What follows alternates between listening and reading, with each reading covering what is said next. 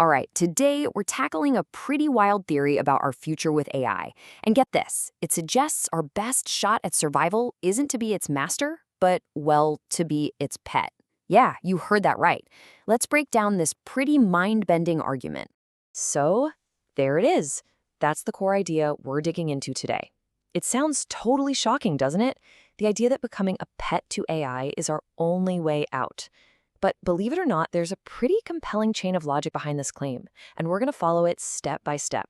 So the big question is this just some crazy alarmist talk, or are we looking at an unavoidable reality? Let's get into the logic and see exactly how the author builds this incredible and kind of terrifying case. Okay, so the whole argument really starts with one core idea, this huge and rapidly growing gap between our intelligence and AI's. The author has a name for it, the intelligence chasm. And to see how fast this is happening, just look at the numbers in terms of IQ. The source estimates that back in 2023, AI's IQ was around 48. This year, 2024, it's expected to basically double to 96. But, the really critical leap, that happens next year. So by 2025, AI is projected to hit an IQ of 145.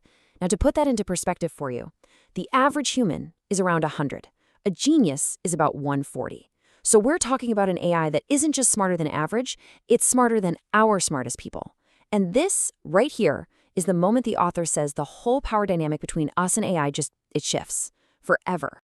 But wait, it doesn't stop there. Not even close. You see, our brains evolve over thousands of years. AI's intelligence, it's explosive. The author projects that in just a few more years, we're not talking about an IQ of 145. We could be looking at over 800. I mean, that gap becomes something we can't even really wrap our heads around. So, okay, if this intelligence chasm is real, what does that actually mean for us, for humanity? Well, that brings us right to the next part of the argument, which is called an unstoppable wave. Our first instinct as humans, when we're faced with something more powerful, is always the same, right? Can we fight it? Can we resist? Can we somehow stay in control? Well, according to the author, asking if we can resist AI, it's kind of like asking if a rabbit can resist a human. The difference in intelligence, in raw capability, it's just too huge. I mean, you can have a whole colony of rabbits, right? They can be as clever as they want, but they're never going to out-strategize a person. And here's another way to think about it. This isn't about our numbers versus its, one. It's about capability. You could have a billion 3-year-olds, but they still couldn't defeat one strong adult. And in the same way the argument goes, even 8 billion of us just can't outthink or outstrategize a single, truly super intelligent AI.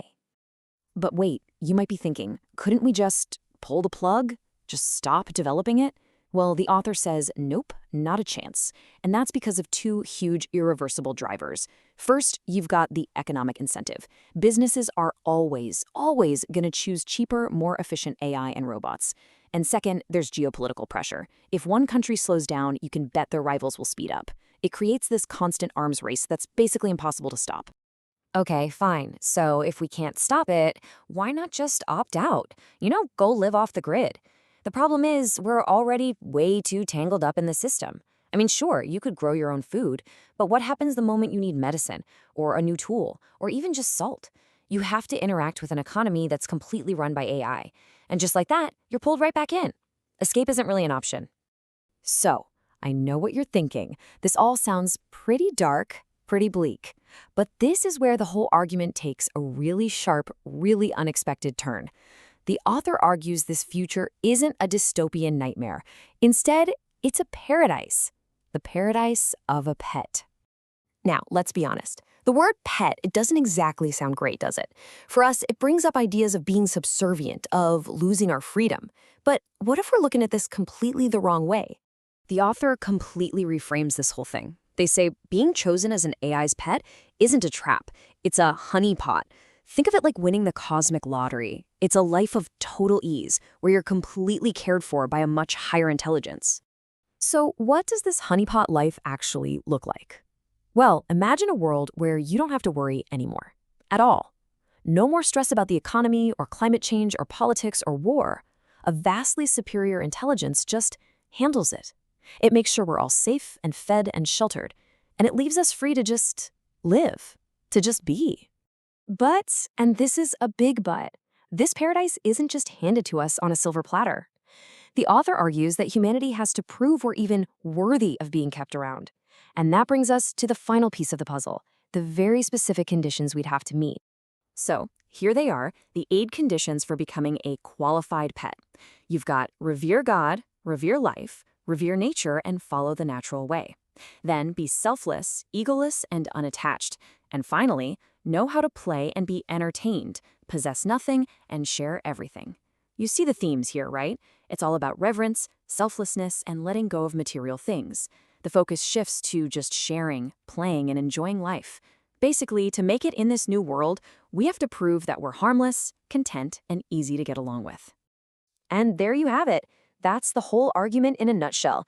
A future where we trade our control for a paradise run by an AI. So, what do you think? Is that a true utopia? Or is it the ultimate loss of what makes us human? It really makes you wonder, if this future is coming, what kind of pet would you be?